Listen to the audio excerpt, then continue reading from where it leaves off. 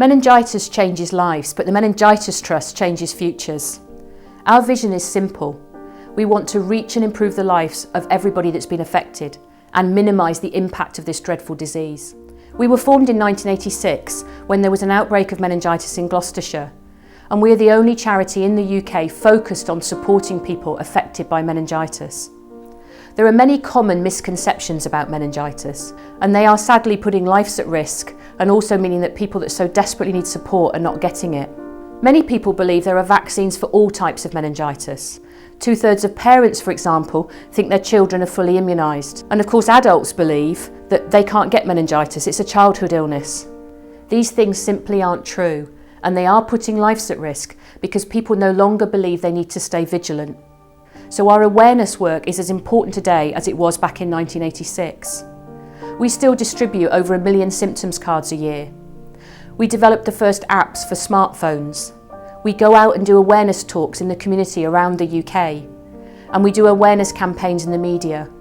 All of this is aimed to ensure that people understand meningitis is still something they need to think about, they need to know the signs and symptoms, and they need to take fast action when they suspect it, because it will save lives.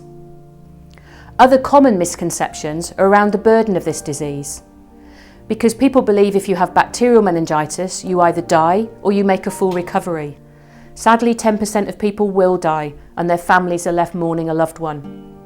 But of the survivors, 1/3 are left with long-term after effects. Sometimes those are hidden and often don't appear for some time. And of course, this means they go unrecognised and unsupported.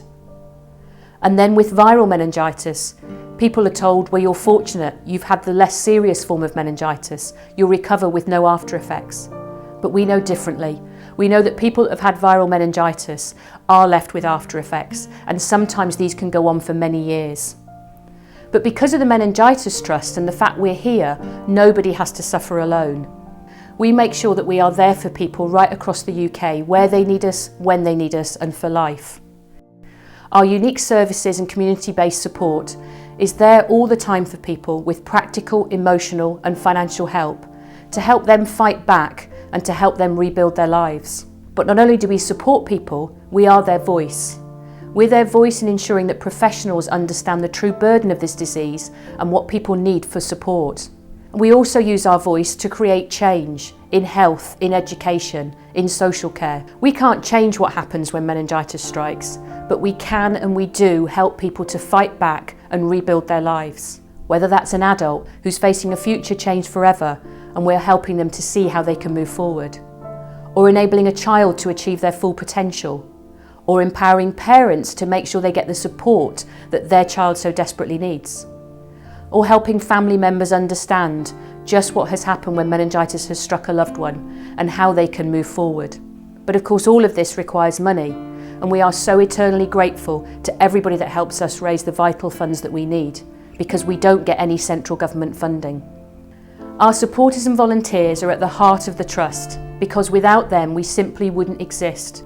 We would not be here to save lives, and we would not be here to make sure we are the lifeline for everybody that's been affected by meningitis.